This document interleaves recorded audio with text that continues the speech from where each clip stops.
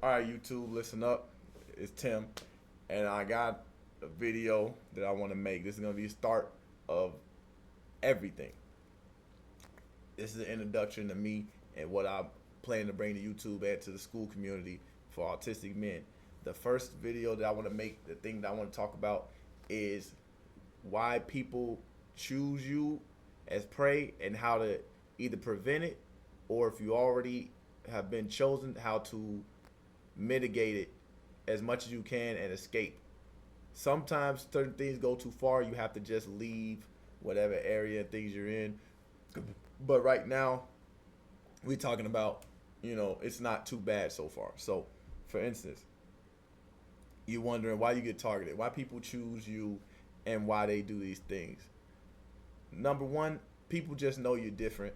It's really no way around that. People know you're different, and people, they're gonna be more drawn to you. Especially if they're predatory, if they feel like they want to use somebody, they're gonna come after you. I don't really have the explanation for it. You read up online, they say it's because of whatever things you do to make you stand out. I don't really care for those things. I care about solutions. So we're not gonna talk about the why necessarily, the the specifics of the why, but I'm gonna tell you things you're probably doing that encourages them to continue, if that makes sense. So I can't tell you how to stop being just focused in on, but I can tell you how to stop it right there. Like once somebody thinks you're the person that they can prey on, once you start to incorporate these things that I tell you, you will stop these behaviors. Now, background on me, I come from a bad area, came from Chicago, bad areas in Chicago. So I learned a lot of this stuff instinctively, but I also noticed that a lot of men that I knew, especially that seem to be autistic, whatever, who didn't come from these areas, you get told bad information about just, saying hi and being nice to people, whatever. And that works in, you know, middle class America and stuff like that. But you might notice these office politics and certain stuff where people just single you out and they choose you to talk down on and do stuff. And you're wondering why, and you're wondering, like, how can I stop this? What did I do? So I'm going to tell you that, right? Now, like I said, they can pick you out just because something about you is different from the beginning. We can't mitigate that. But here's step number one. Now, more than likely, if this is your first time hearing something like this, you don't even do step number one, because step number one usually stops majority of this stuff from people that's trying to prey on you or get close to you or try to use you, bully you, anything. And that is, if you're a man, this is for anybody really, but I'm gonna emphasize this for men. You have to kind of look at yourself like arm's length around you. Imagine you have an area around you that's completely, arm's length 360 around you, right? Anytime anybody steps into that area uninvited, you have to know that they are there for either to try to take something from you, or it's, they like you in some type of way, like romantic or something like that, which, sometimes this could even be a person of the same sex and you're not even into that. But what I'm saying is, if a person gets into that area, you have to stop them. So most predators, what they do is they try to invade this personal space on purpose. Now, they do it subtly, so it'll be really slow. And sometimes they inch in, and you can see a person. They'll get closer and closer to you. You'll notice they're talking to you from over there. They come closer and closer and closer. So, number one, this box or this circle, whatever it is around you, you protect it with your life. Pretty much, if you don't know a person and they start to get to that area where you feel like they're inside, you see how my palms are? If they somehow got past my palms, I have to get them out of there. They have to be outside of my palms all the way around.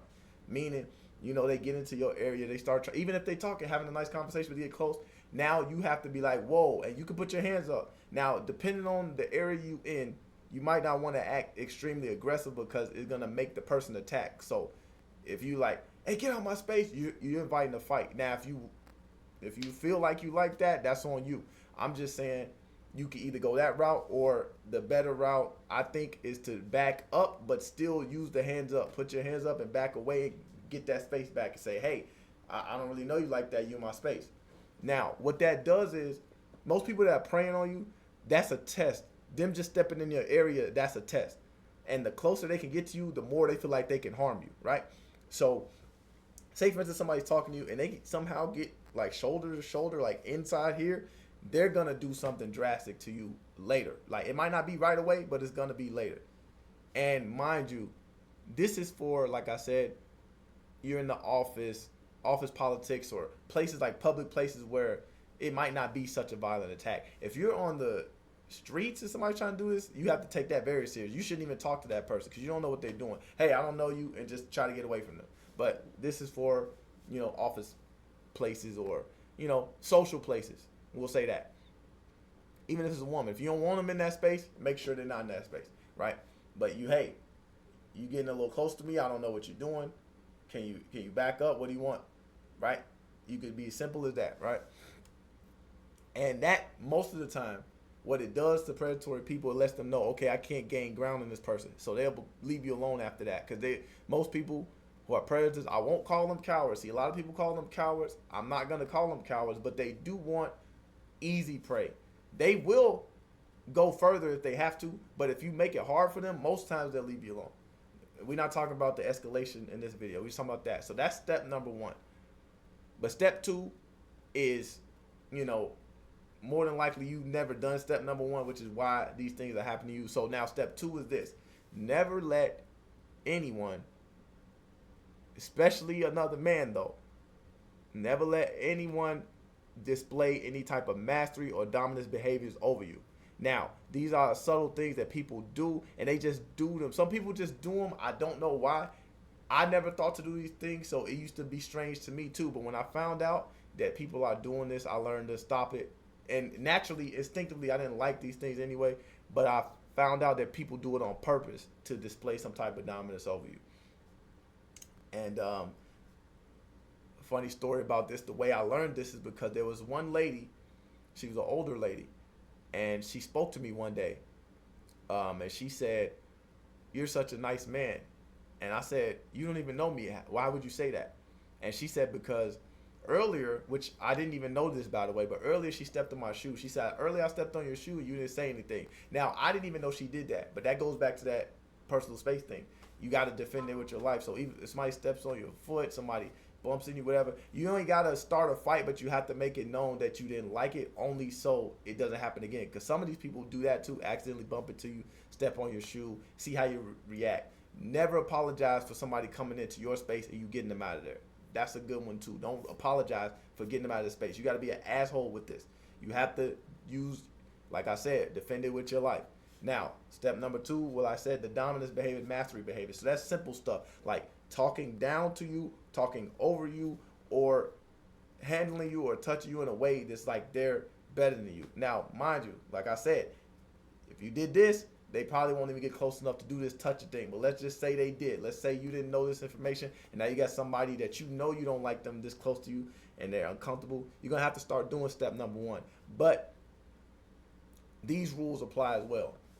When I say the mastery and the dominance behaviors, it's simple stuff. They're going to stand over you. Like, say I'm sitting down, the person will try to be above me in the office and probably put their hand on your shoulder or something, some type of touching, or they're going to be in your space close to you.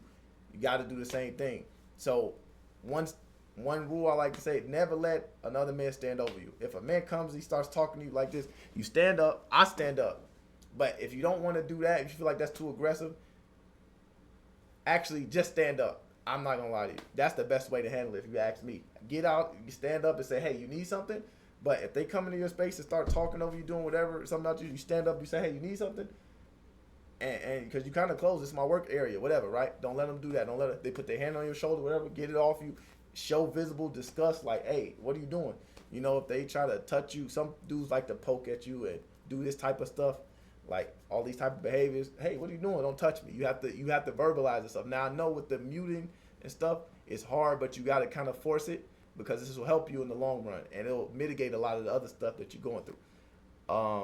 And like I said, the dominance and mastery. So sometimes it's just verbal, like, hey, get me this, or telling you to get them stuff and do stuff for them, or especially stuff that's not within your range. Like it's you have to go out of your way, and it's something they did. So say they left the broom on one side of the room. They say, hey, can you put that broom back for me? Now they left it over there, so they should put it back. And you say, no, that's your broom, you take it back. Something like that, right? Don't let them tell you what to do. Don't let them put you in a direction. Hey, can you take this down here for me? No. No. Once you start letting people do stuff like that to you, even if you're not a coward, even if you're not a scared man and you're not a weak man, once you've allowed somebody to do these things to you, they're gonna view you that way, and it's much harder to come back from when they view you that way than if you don't let them even start. Even if you could fight, even if you're strong, you could defend yourself. And some of y'all probably are. I've seen some autistic dudes, some big dudes, strong dudes that I know could kill somebody with their bare hands, but because of this type of stuff that they're not recognizing, a person tries to bully them anyway because humans are weird for some reason. So these are just two things. I wanted to get this video out, but there's gonna be more to come. I'm gonna have the school community coming up, because in the school community, it's gonna be all of us, autism men. We come together, posts. It's gonna be daily posts. It's gonna be classes, schools on everything. We got the social skills. We got the how to get a girlfriend, how to live your life, all these different things. A lot of different stuff is coming soon. But right now, this is just the introduction, and I want this to be out here because what I don't like is that in this, you could call it neurotypical world, whatever, there's a certain view of so-called masculinity that autistic men naturally don't display. And I'm not telling any man to be something they're not, but I am telling you how to defend yourself in this space. Like, I'm not telling you to go out, be Mr. Dominant, be Mr. Loud. That's not you. Don't try to do that. But what you shouldn't do is allow these type of people to come and press your area. You have to look at it like you're a man. You have a right to live. You have a right to exist. You have a right to have your space. And if a person can sense that you don't feel like you have those rights, they will violate those rights. Even though they know you should have those rights, they know or they know that you think that you don't deserve those rights, so they violate them.